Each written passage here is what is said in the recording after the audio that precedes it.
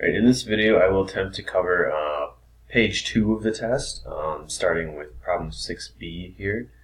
If you have not seen page 1, I would suggest checking that out. Yeah, here we go. So this page focuses on properties of exponents and logarithms.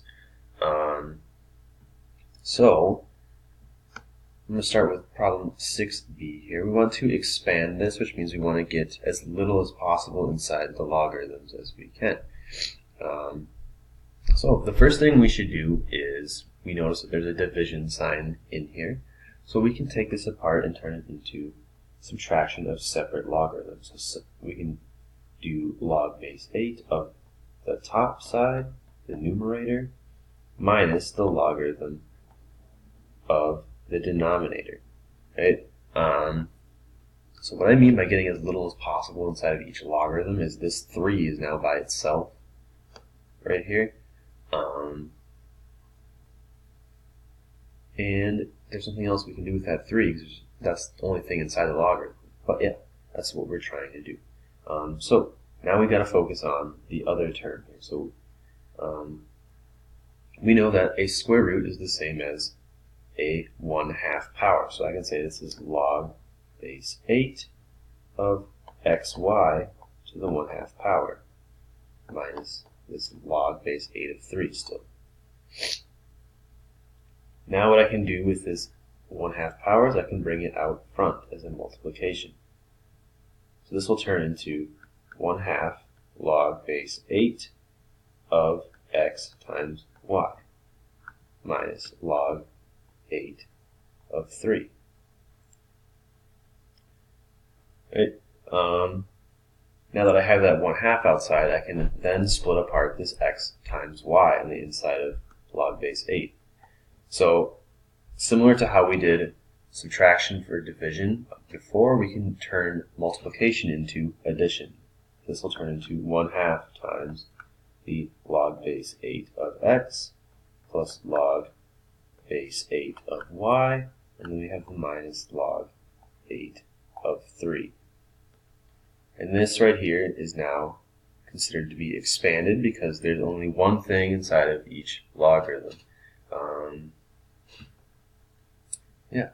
So I'm going to move on to problem 7a now. This is similar, but it's the exact opposite process. This one is condensing instead of simplifying, or condensing instead of expanding. So we're going to try to put everything inside of one logarithm this time.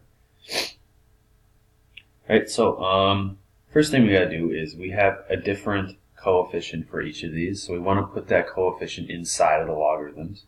So what we can do is we can take this 2 and turns into a power of 2 there. This 3 will turn into a power of 3 here.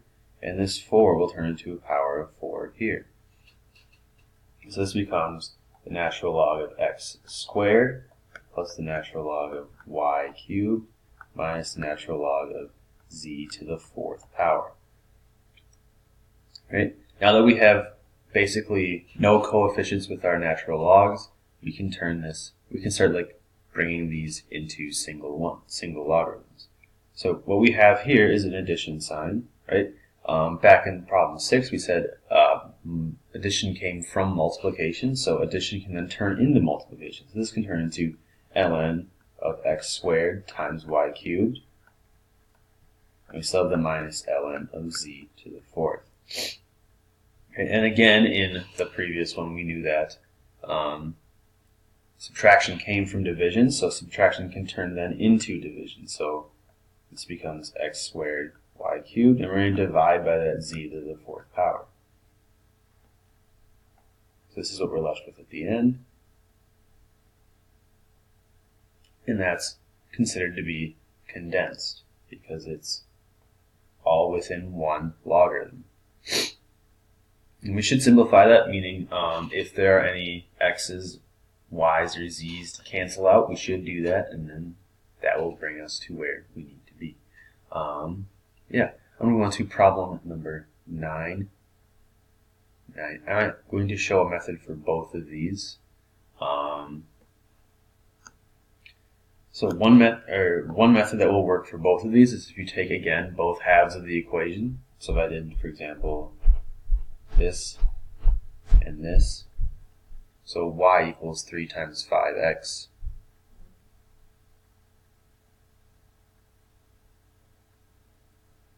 To the x power minus 8, and in the line I did y equals 22. I can figure out where those things intersect, and that x value again is going to be my answer. That's the easy way to do this. If you were interested in knowing how to do the algebraic way, we can play with our properties of exponents and logarithms. So what we can do is, our primary goal is going to be to get this exponential part, 5 to the x, by itself. So how I'm going to do that is I'm going to add 8 to both sides. It's going to give me 3 times 5 to the x equals 30. Right, and I can divide by 3. Divide by 3. I'm going to get 5 to the x power equals 10. And now I need to solve this for x. Right, so how we undo this exponentiation idea, so how we get this x out of the exponent, is we do the log base 5 of both sides.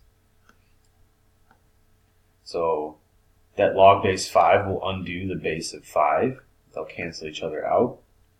So the left side will just be left with x, and on the right side we'll be left with log base 5 of 10.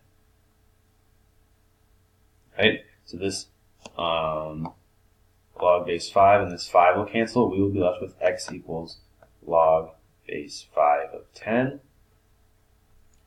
And since it asks us to round our decimal answers to 2 places, we should put this in a calculator. So we have functions, again, log a, 5, 10. That gives us 1.43.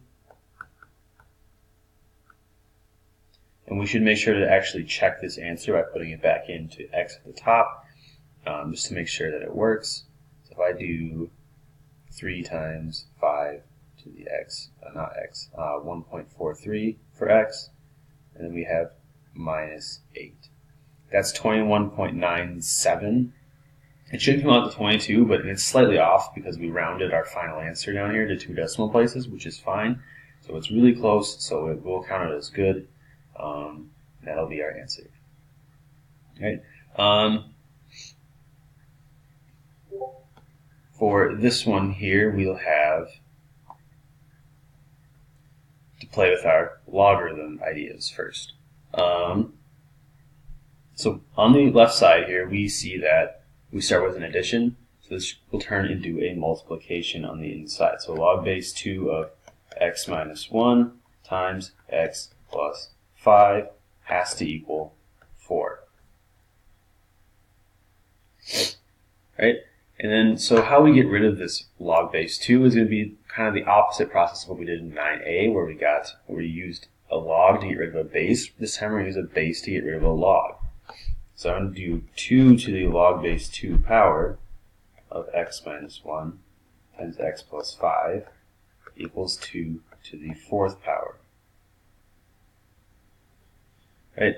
And again, this 2 and this log 2 are going to cancel out. So I'm going to be left with x minus 1 times x plus 5 equals 2 to the 4th power, which is 16. Now we have something that looks like something we've seen in Algebra 2. We should have seen in Algebra 2. So we can multiply the left side out. We'll get x squared plus 4x minus 5 equals 16. I can then subtract 16 from both sides, so I get x squared plus 4x minus 21 equals 0. And now I can factor this apart using whatever method I want to. You can use quadratic formula, you can use the x method, the box method, whatever works for you. This will turn into x minus 3 times x plus 7 equals 0. So that'll tell us that x equals 3, or x equals -7. We should plug these back in just to be sure, check our work. So if I take x equals 3 and plug it in, I will have log base 2 of 3 minus 1 plus log base 2 of 3 plus 5. We can actually put that in a calculator if we wanted to. I'm going to avoid that for now just for the sake of time.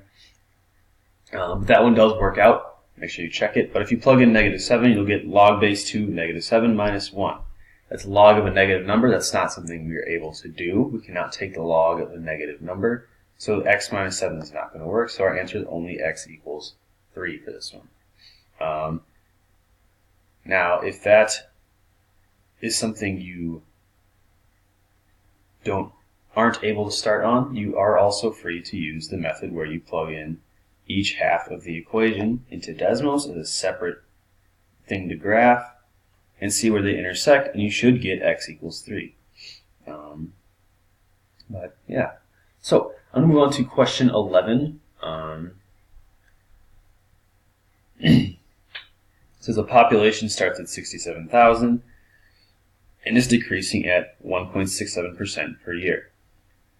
So part A wants us to write an exponential equation that models the population after t years. So we're actually going to use the exact same formula as we used on page 1 for the bank equations.